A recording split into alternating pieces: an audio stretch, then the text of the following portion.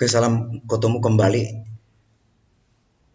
Pembahasan kita adalah lanjutan dari respirasi aerob. Nah, sebelumnya kita udah membahas yaitu 3 tahap respirasi aerob, yaitu glikolisis, dekarboksilasi asam pirofat, dan Daur Krebs. Nah, ada 2 jenis senyawa yang masuk ke sistem transport elektron, 2 senyawa yang merupakan donor elektron dan donor H positif, yaitu NADH2 dibentuk itu di 2 pada glikolisis, 2 pada reaksi dekarboksilasi asam pirofat, 6 pada Daur Krebs. Lalu ada 2 FADH2 yaitu dibentuk dari Daur Krebs. Itulah donor elektron dan H positif. Jika kita bicara sistem transport elektron, berarti ada donor elektron, ada akseptor elektron. Donor elektronnya tadi adalah NADH2 dan FADH2. Nah, ini adalah ruang yaitu antar membran luar dan membran dalam. Seperti sudah kita jelaskan struktur mitokondria pada yaitu pertemuan sebelumnya. Kemudian ini membran dalam mitokondria, inilah bagian daripada membran itu. Masih ingatkan bahwa membran plasma itu dan membran organel itu termasuk membran mitokondria itu kan ada bilayer 2 lapisan fosfolipid. Inilah ketebalan membrannya, membran dalam itu. Lalu ini disebut matriks mitokondria. Matriks mitokondria. Nah, di matriks mitokondria ada FADH2 dan NADH2. Yang hasil glikolisis itu NADH2 ditransport nanti ke matriks mitokondria. NADH2 akan mengalami ionisasi menjadi NAD positif ditambah H positif ditambah elektron. Saya ulangi. NADH2 akan mengalami, ini NADH2. Walaupun sering ditulis NADH, sebenarnya NADH2. NADH2 mengalami ionisasi menjadi NAD positif ditambah dengan 2H positif ditambah elektron. Oke. Jadi H positif itu nanti yang dipompa yaitu pada membran mitokondria itu. Maka ketika dipompa positif, elektron memasuki lintasan gitu ya. Demikian juga dari FADH2. Jadi H positif yang dibebaskan dari donor tadi itu, ini akan dipompa dari matriks ke ruang antarmembran mitokondria. Ya, kalau dipompa ini kan proton H positif, maka terjadi gradien proton antara matriks dengan ruang antarmembran. Demikian seterusnya. Nah, di sini nanti dibutuhkan yaitu akseptor elektron dan akseptor H positif. Karena elektron itu akan bergerak terus, maka ada penerimaan yang menangkapnya, namanya akseptor elektron dan akseptor H positif.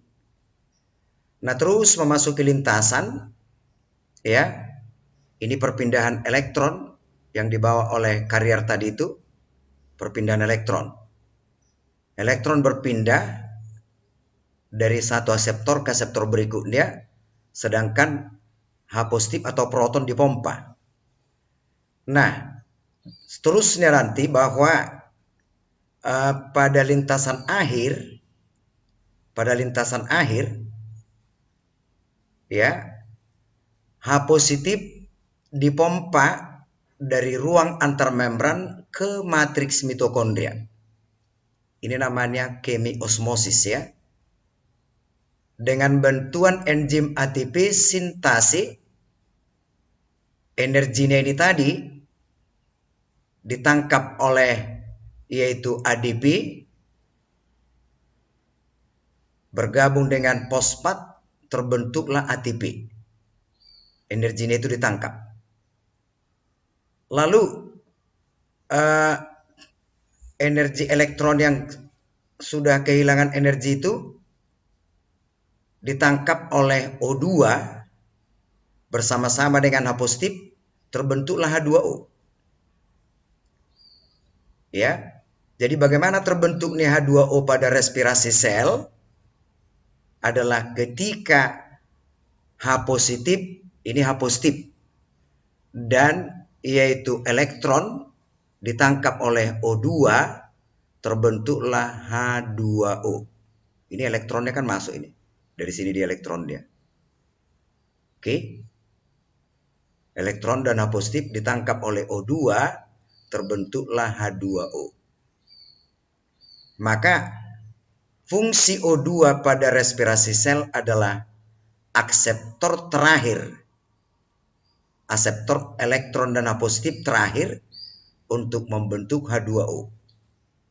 Itu makanya pada fermentasi atau respirasi anaerob kan respirasi yang tidak membutuhkan O2, tidak terbentuk H2O karena tidak digunakan O2. Oke, jadi ini tahap lintasan elektron. ATP terbentuk ketika terjadi kemiosmosis, pemompaan kembali H positif dari ruang antarmembran ke matriks mitokondria. Nah, sistem transport elektron itu bisa juga dibuat seperti ini. Ini tadi kan hasil Daur-Krebs, hasil dekarboksilase oksidatif adalah NADH2. Ya. Dia nanti akan masuk ke sistem transport elektron. Sistem transport elektron kan ya logikanya berarti ada menerima dan memberi elektron. Berarti kalau dia memberi elektron akan mengalami oksidasi. Jika menerima elektron mengalami reduksi. Maka ini merupakan reaksi redoks. Reduksi dan oksidasi. Nah, aseptor elektron yang ada di sini adalah coenzim Q. Lalu sitokrom, ini kan sitokrom B, sitokrom C, sitokrom A. Ingat aja, BCA. Jangan ABC ya, ABC itu pakai cap. BCA. CoQ, sitokrom B, sitokrom C, sitokrom ini kan B, sitokrom C, sitokrom A. Lalu akseptor terakhir nanti adalah O2. Ini O2 ini. O2 terbentuklah H2O. Jadi H positif dan elektron ini tadi, H positif bersama-sama dengan elektron ditangkap oleh O2. Ini O2 terbentuklah H2O. Dan dihasilkan di sini ATP. Nah, reaksi, kalau kita lihat, reaksi yang terjadi pada sistem transport elektron, ada 10 NADH2. Dari mana 10? Dari glikolisis 2, dari dekarboksilasi asam pirufat 2, dari Daur-Krebs 6. Untuk menangkap elektron dan H positifnya ini dibutuhkan 5 mol O2. Jadi setelah dibebaskan ini, elektron dan H positif ditangkap oleh O2, maka ini berubah menjadi NAD positif karena dia udah melepaskan elektron. Berarti ini kemarin kan mengalami oksidasi. Kalau ini nanti menangkap elektron berarti mengalami reduksi. Lalu dibebaskan 10 H2O dan 30 ATP.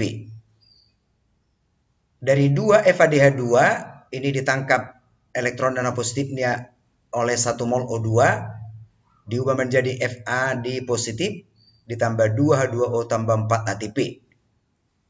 Maka jumlah ATP yang dihasilkan dari sistem transport elektron ada sebanyak 34. Ada sebanyak 34. Nah, lihat di sini nanti nih. Dari 10 ini dihasilkan 30 ATP. Dari 2 ini dihasilkan 4 ATP. Berarti kalau 1 NADH2 dioksidasi di kristal mitokondria, ini sistem transport elektron itu berlangsung di kristal mitokondria. Kalau 1 ini akan dihasilkan 3 ATP. Kalau 1 ini dari 2 kan 4. Berarti kalau dari 1 ini akan dihasilkan 2. Oke. Nah, jadi hasil respirasi aerob dari 1 mol glukosa itu, kalau kita totalkan semua mulai dari glikolisis, itu ada CO2, ada 6, ya, 6 CO2. Kemudian ada, jadi jenisnya CO2, H2O, ATP. Jadi CO2 ada 6, sini kurang lengkap ya. Lalu ada 6 H2O. Oh, di sini 12 H2O. Kenapa 12? Pada daur Krebs dibutuhkan 6 H2O. Pada STE, sistem transport elektron, dihasilkan 12. Dipakai 6, dihasilkan 12, maka hasilnya 6. Jadi hasil respirasi aerob dari 1 mol glukosa ada 6 CO2, ya, lalu 12 H2O dan 36 ATP. 36 ATP. Nah, itulah hasil dari respirasi sel. Nah, coba 28-nya post testnya ya. Catat soalnya. Nomor 1. Berapa jumlah ATP yang dihasilkan apabila 3 NADH2 dan 2 FADH2 dioksidasi di kristal mitokondria? Berapa jumlah ATP yang dihasilkan apabila, ya, 3 NADH2 dan 2 FADH2 dioksidasi di kristal mitokondria?